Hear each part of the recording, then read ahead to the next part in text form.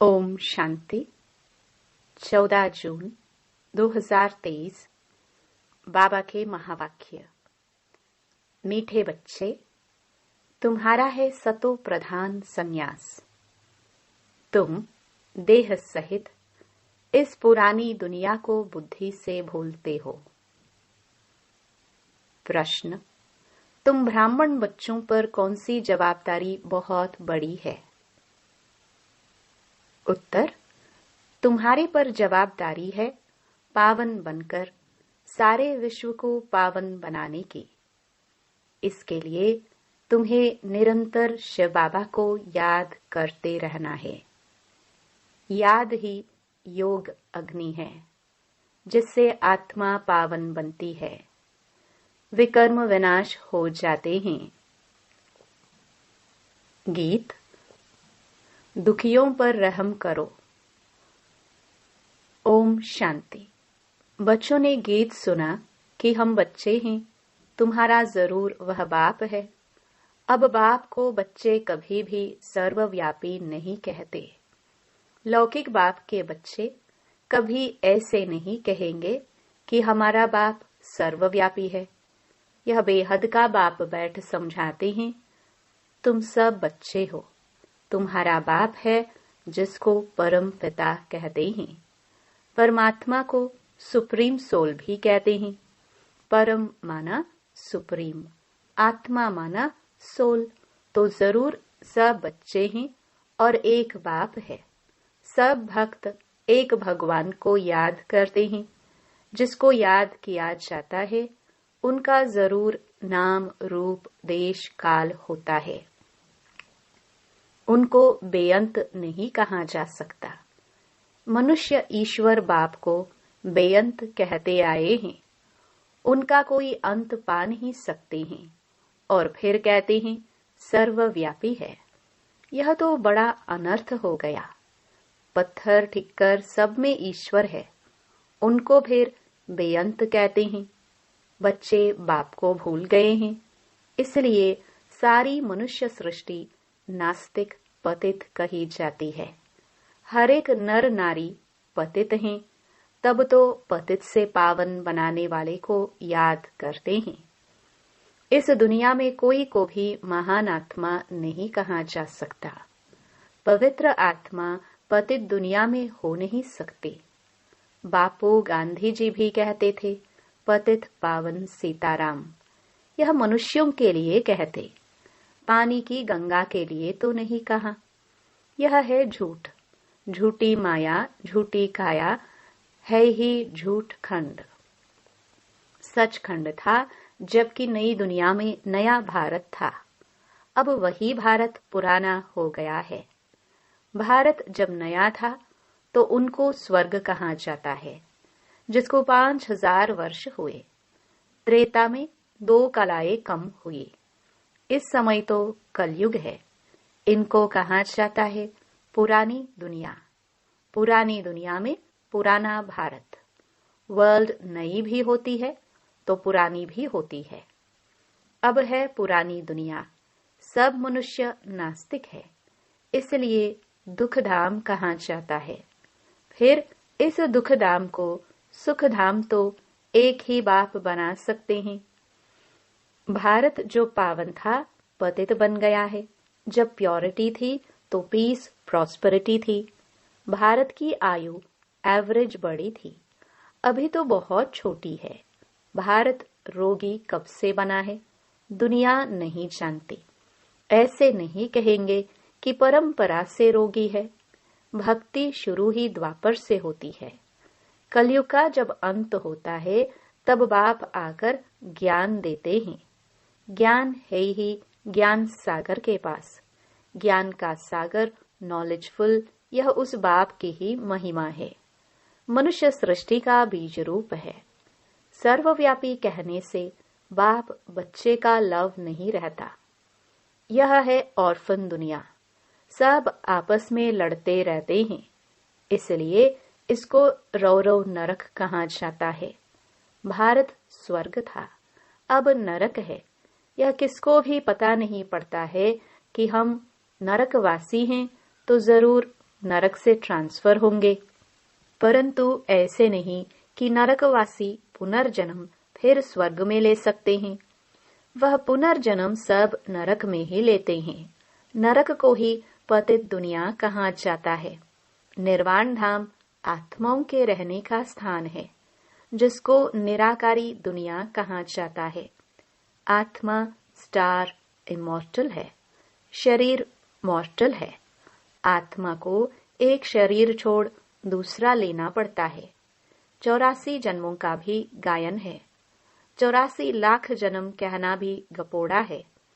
बाप समझाते हैं, जो भी आत्मा पाठ बजाने आती है, आकर ऑर्गन्स में प्रवेश करती है, परंतु सबके 84 जन्म भी नहीं हो सकते। सतयुग में जो देवी देवता होंगे, उन्हों के ही 84 जन्म होंगे।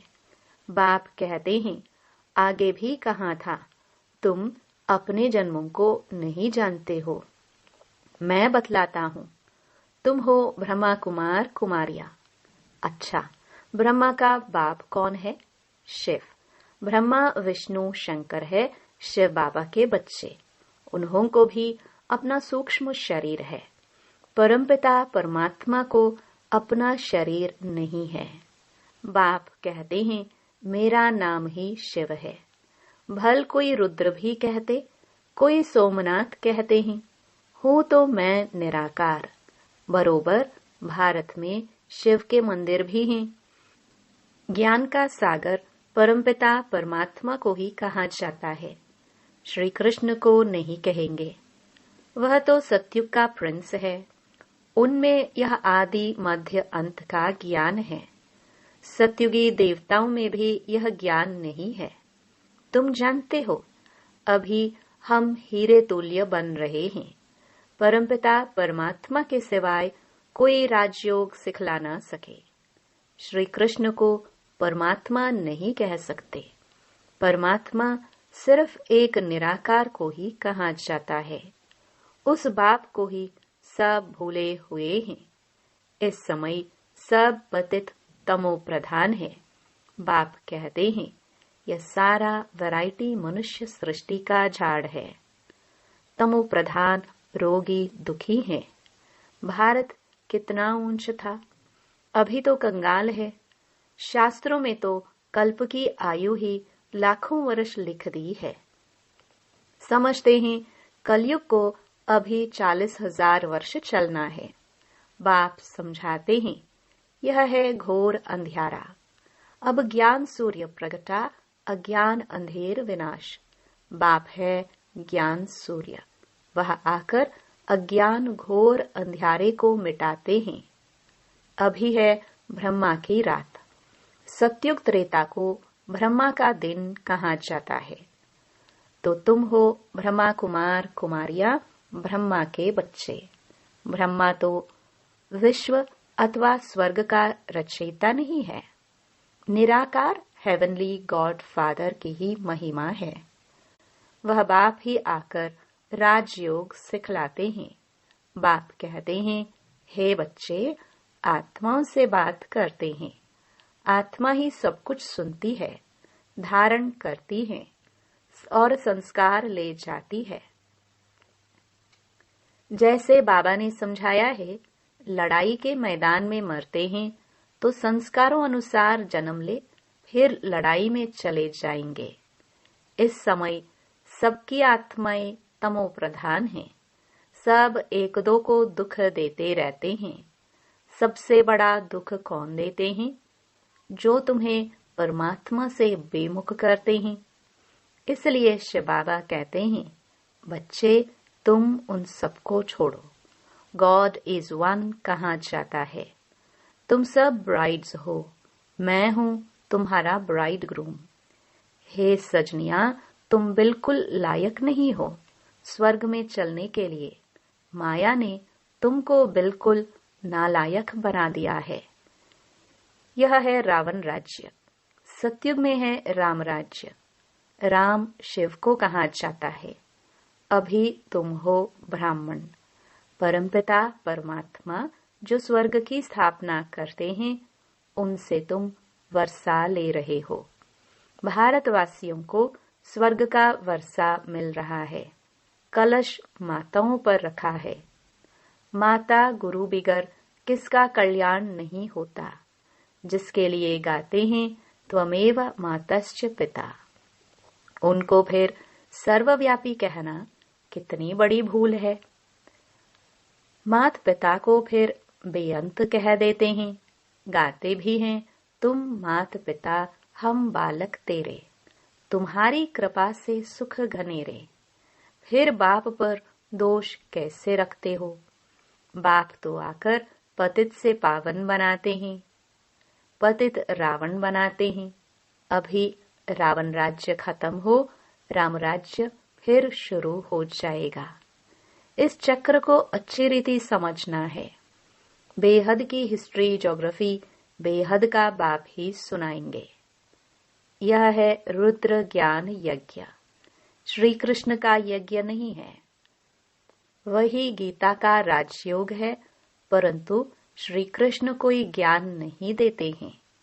यह है रुद्र शिव भगवान वच। रुद्र ज्ञान यज्ञ से ही विनाश ज्वाला प्रकट हुई है। अब तुम बच्चे आए हो मात पिता से स्वर्ग का वर्षा लेने। यह कोई अंधश्रद्धा नहीं है। यूनिवर्सिटी व कॉलेज में कोई अंधश्रद्धा होती नहीं। यहाँ पर अंधश्रद्धा की बात नहीं। तुम बाप से बेहद का वर्षा लेने मनुष्य से देवता बनने आए हो। यह गॉड फादरली यूनिवर्सिटी है। बाप समझाते हैं यह भारत दैवी राजस्थान था। हीरे जौहरों के महल बनते थे। भक्ति मार्ग में भी सोमनाथ का मंदिर कितना बड़ा बनाया है। उनसे पहले क्या होगा। अभी तो भारत कंगाल है। फिर सरताज बनाना बाप का ही काम है। अभी तुम बच्चे जानते हो हम मात पिता के सम्मुख बैठे हैं और 21 जन्मों का सुख पा रहे हैं। बाप कहते हैं हे आत्माओं, अब तुम मुझे याद करो, मैं तुम्हारा गाइड और लिबरेटर हूँ। वर्ल्ड की हिस्ट्री ज्योग्राफी कैसे रिपीट होती है, यह तो बच्चों को समझाया जाता है। इसमें अंधश्रद्धा की तो बात ही नहीं। तुम्हारा है सतो प्रधान बेहद का संन्यास।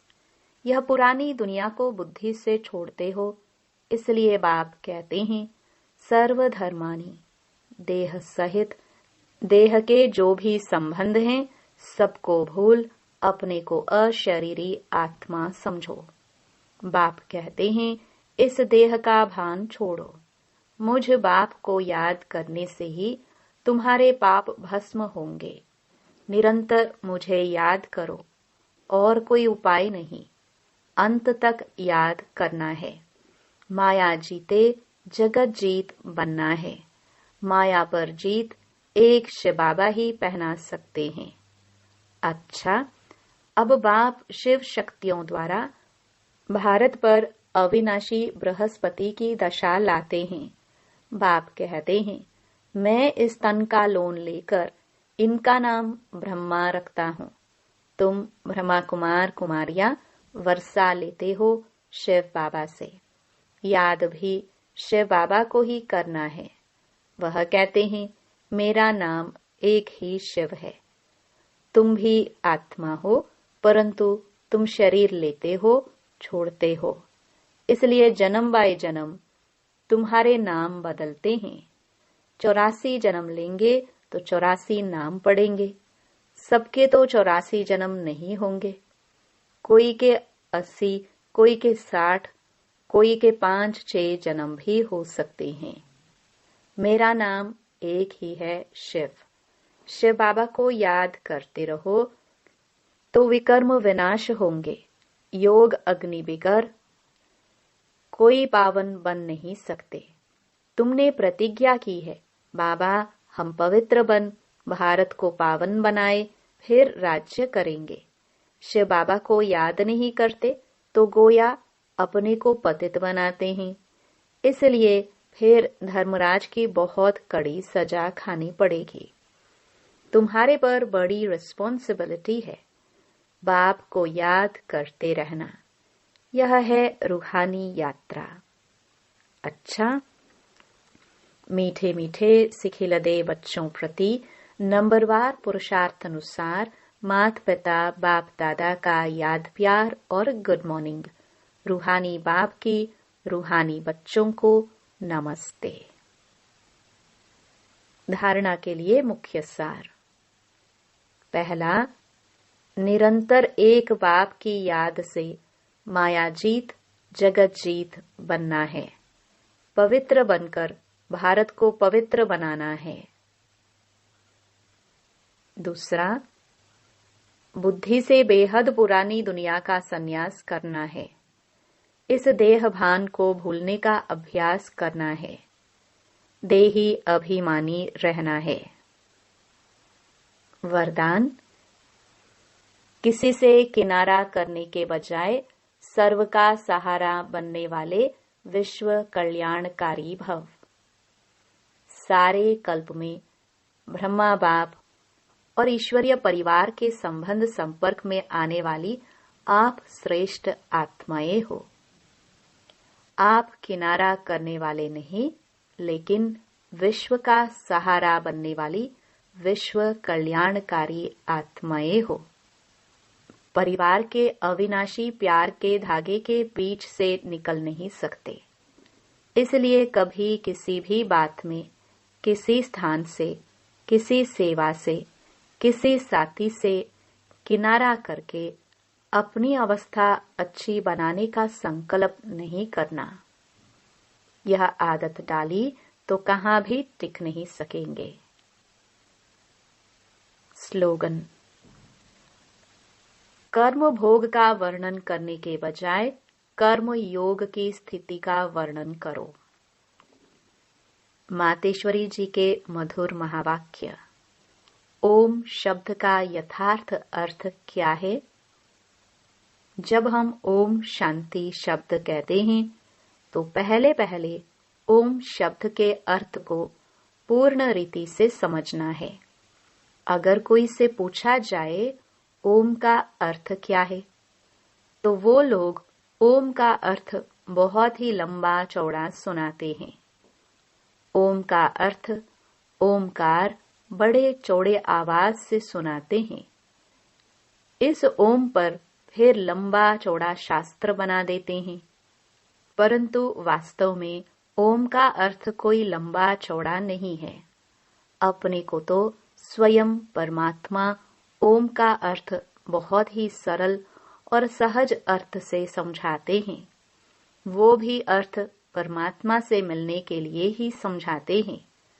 परमात्मा साफ कहते हैं, बच्चे, ओम का अर्थ है मैं आत्मा हूँ। मेरा असली धर्म शांत स्वरूप है। अब इस ओम का अर्थ में उपस्थित रहना है। तो ओम का अर्थ मैं आत्मा परमात्मा की संतान हूँ। मुख्य बात यह हुई कि ओम के अर्थ में सिर्फ टिकना नहीं है, बाकी मुख से बैठ ओम ओम का उच्चारण नहीं करो। बुद्धि में यह निश्चय रखकर चलना है। ओम का जो अर्थ है उस स्वरूप में स्थित रहना है। बाकी वो लोग भल ओम का अर्थ लंबा सुनाते हैं, अगर उसके स्वरूप में स्थित नहीं रहते, परंतु हम तो ओम का स्वरूप बनाते हैं, तब ही उस स्वरूप में स्थित होते हैं। हम यह भी जानते हैं कि परमात्मा बीज रूप है और उस बीज रूप परमात्मा ने इस सारे झाड़ को कैसे रचा हुआ है, उसकी सारी नॉलेज हमें अभी मिल रही है। अच्छा, ओम शांति।